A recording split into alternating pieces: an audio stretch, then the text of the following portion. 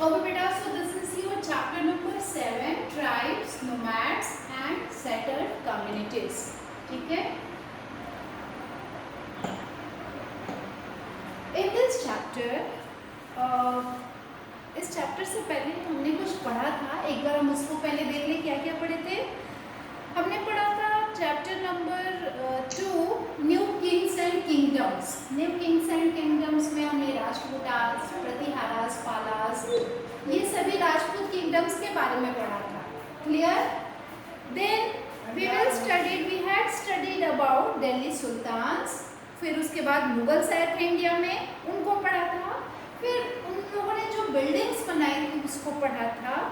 और फिर towns, traders and craft person. Traders और क्राफ्ट पर्सन, बंजारा वगैरह के बारे में समझा था कि ट्रेडिंग क्या क्या होती थी, कल्चरल टाउन्स क्या क्या थे, टेम्पल टाउन्स क्या क्या थे.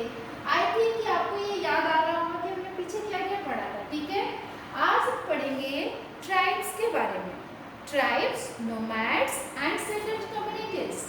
अब ये ट्राइब्स जो है, आपको पता ही होगा कि ट्राइब्स लोग कौन होते हैं, नोमैड्स किसको कहा जाता है और सेटल्ड कम्युनिटीज कौन होती है. ठीक है, तो you saw in chapter 2, 3 and 4 how kingdoms rose and fail.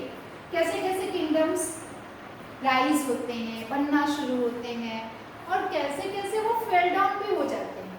आपने पढ़ा था ना कैसे मुगल्स के पहले दिल्ली सुल्तान्स आए. सुल्तान्स के पहले राजपूतों का टाइम था, तो वो सब बनते हैं, बिगड़ते हैं, धीरे धीरे खत्म हो जाते हैं. और इसके साथ साथ पैरेलली आर्ट, क्राफ्ट और प्रोडक्शन एक्टिविटीज भी टाउन्स और विलेजेस में डेवलप हो रही थी. लेकिन साथ ही साथ कुछ सोशल चेंजेस भी हो रहे थे पूरे ऑल ओवर इंडियन सबकॉन्टिनेंट में. ठीक है, अब सोशल चेंजेस क्या हो रहे थे? तो जो सोसाइटी है, आपको पता ही है कि इंडिया में सोसाइटी कैसे डिवीजन है, वर्ना के बेस पे. Societies was divided already according to the rules of the varnas. Varnas मतलब ब्राह्मण, क्षत्रिय, वैश्य और शूद्र, जिसमें वर्ण के आधार पर सोसाइटी का डिवीजन था. वो तो इंडियन सबकॉन्टिनेंट में था. लेकिन ये तो हो गया कि रूल्स ऑफ वर्ना, जिसमें सोसाइटी का डिवीजन था. लेकिन कुछ ऐसे भी लोग थे जो इससे अलग थे. वही लोग कहलाए tribes. Beyond big cities, tribal societies. अब देखो ट्राइबल सोसाइटीज का concept. There were other kinds of societies. दूसरी तरह के लोग समाज भी थे. Many societies in the subcontinent. बहुत सारी सोसाइटी ऐसे थी इंडिया में जो कि did not follow the social rules. जो ये डिवीजन हुआ था उस रूल को फॉलो नहीं कर रही थी. जो रिचुअल्स ब्राह्मण ने बनाए थे उसको नहीं मान रही थी. यही लोग कहलाए ट्राइब्स. ठीक है, now they divided into numerous unequal classes. Such societies are often called tribes. तो ट्राइब्स लोग कौन थे? वो लोग जो सोशल रूल्स को फॉलो नहीं कर रहे थे, जो कास्ट के बेस पे जिनका डिवीजन नहीं था. समझ में आया? जहाँ पे अनइक्वल क्लासेस नहीं थी, रिच और पुअर का कोई कॉन्सेप्ट नहीं था, जैसे कि इंडियन सबकॉन्टिनेंट में बाकी सोसाइटी में था. ठीक है, ये बड़े बड़े शहरों से बियॉन्ड मतलब उसके पार रहने वाले ट्राइबल सोसाइटीज थी. Come to the next. अब देखो ये ट्राइबल सोसाइटी की पिक्चर बनी है. Tribal dance, Santhal, painted scroll, ये सब पेंटिंग है जो ट्राइब्स बनाते थे. अब जब हम नेक्स्ट पे आते हैं तो आप यहाँ पे देखोगे ट्राइब्स के बारे में हम समझेंगे कि जितने भी उस समय ट्राइब्स लोग थे ना, वो सब कैसे रहते थे. Kinship bonds. They were united by kinship bond. Kinship bond समझते हो? जहाँ पे ब्लड का रिलेशन होता है, मतलब उनकी पूरी फैमिली ब्लड और मैरिज के बेस पे जो उनकी बॉन्डिंग थी, उस तरह से ट्राइबल लोग रहते थे. ठीक है, वो क्या करते थे? कुछ लोग एग्रीकल्चर करते थे. Many tribes obtain their livelihood from agriculture. कुछ हंटर गेदरर्स थे. ठीक है, और कुछ ऐसे भी लोग थे जो नोमैडिक थे, जो एक जगह से move from one place to another, घूम घूम के अपना ट्राइबल एक्टिविटीज किया करते थे. ठीक है, कुछ ऐसे भी ट्राइबल ग्रुप थी जो लैंड और पास्चर्स पे, चारागाह वाले लैंड पे अपना कब्जा बना के रखी हुई थी. ठीक है, और वहाँ पे अपना रूल रेगुलेशन चलाती थी. कुछ ऐसे भी ट्राइबल ग्रुप थे. तो ट्राइबल में कौन कौन से लोग आए? बिजनेस करने वाले लोग नहीं आए। कौन आए?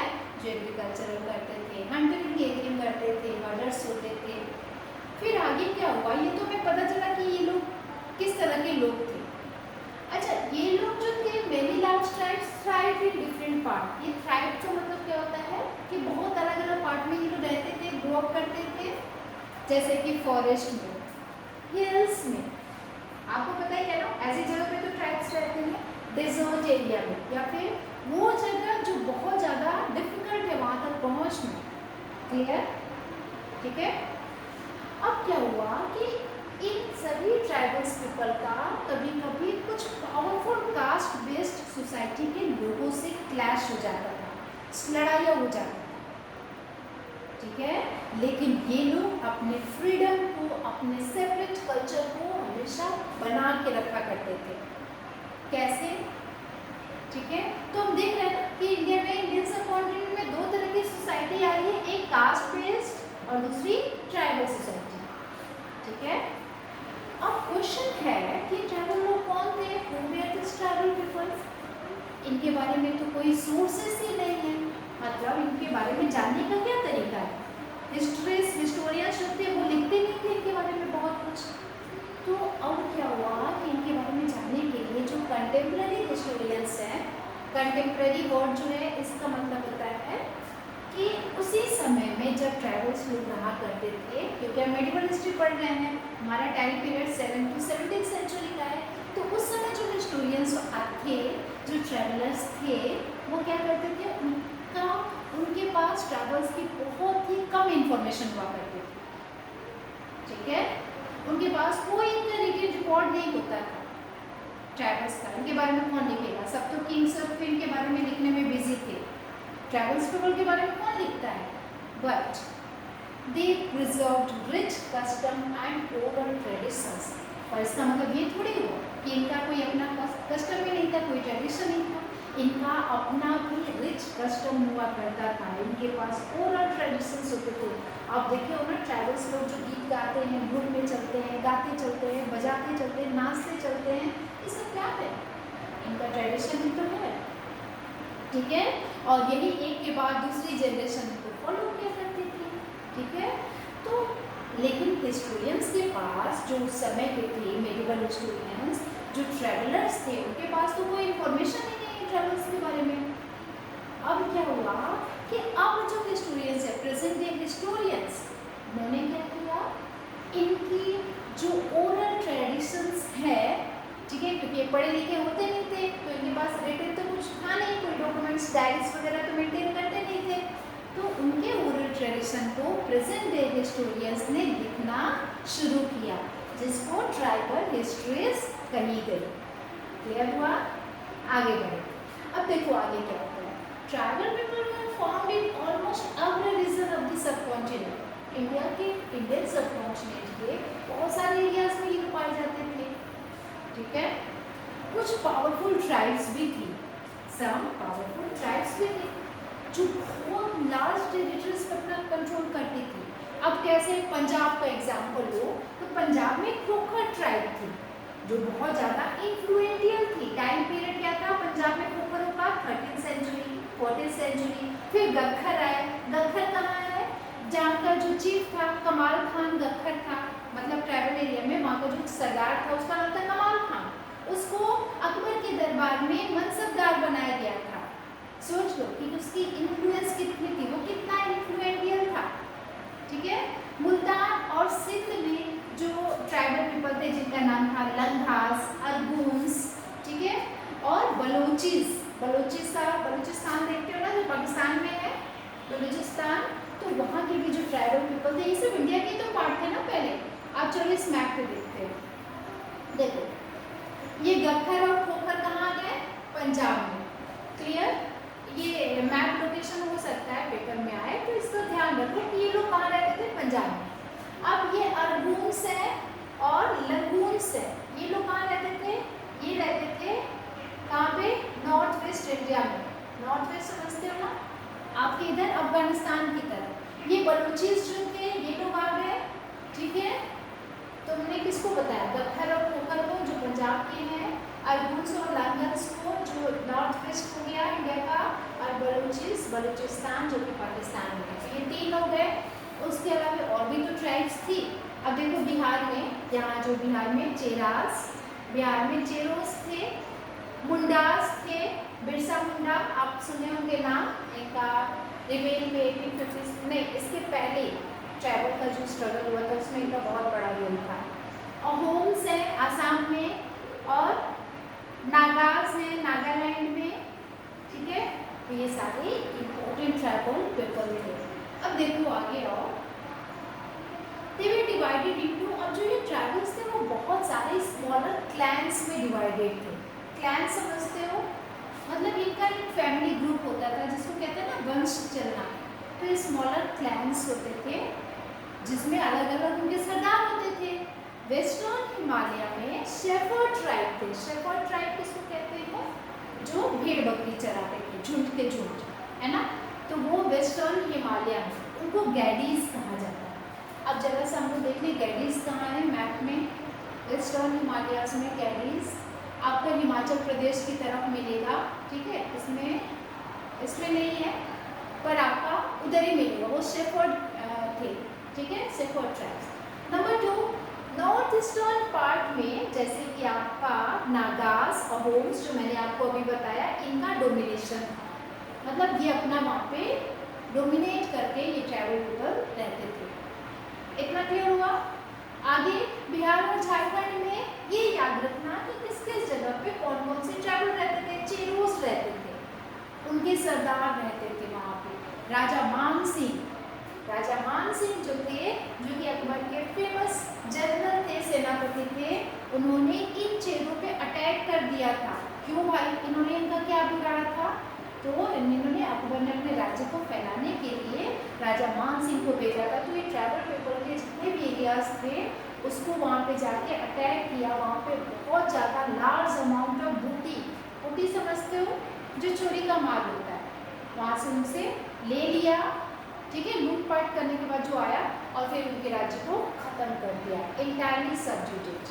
उधर औरंगजेब, ये तो अकबर के टाइम में था। जब औरंगजेब आया तो उसने क्या किया?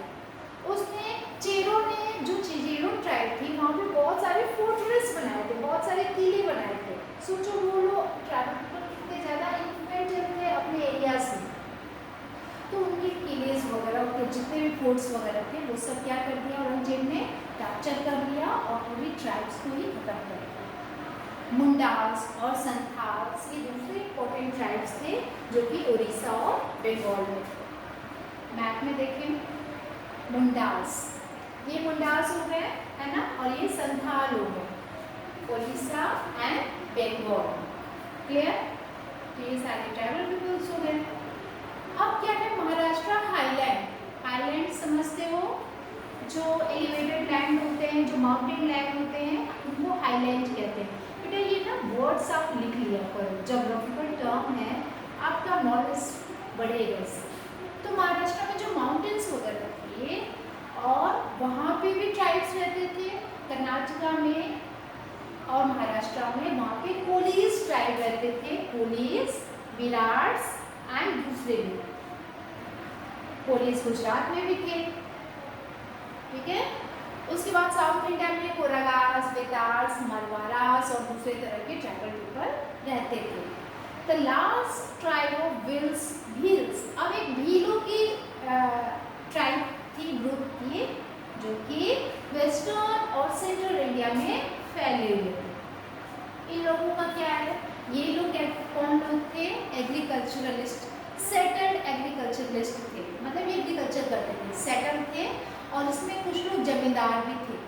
तो आप समझ सकते हैं ना, भील जो भील क्लैंस थी, भील का जो वंश था वो, उसमें से बहुत सारे हंटर गेदरर्स भी थे। Gonds were found in great number across the Chhattisgarh. अब ये जो गोंड ट्राइब है ये छत्तीसगढ़, मध्य प्रदेश, महाराष्ट्र में ये सारे ट्राइब्स जो थे वो वहाँ पे रहती थी। अब देखो यहाँ पे ये लोग क्या कर रहे हैं, ये जो पिक्चर बनी है ये हंटिंग किए हैं और एनिमल को मार के अपने कंधे पे रखा है। ये हंटिंग कर रहे हैं यहाँ पर, ये सारे एनिमल्स की, ठीक है। और फिर अभी हम मैप में किसको देखना है? हमें गोंड को देखना है, भील को देखना है। तो जो गोंड और भील थे, गोंड आपका सेंट्रल इंडिया हो गया, ठीक है, और भील आपका इधर महाराष्ट्र वाला एरिया हो गया। तो इतना समझ में आया एवरीवन?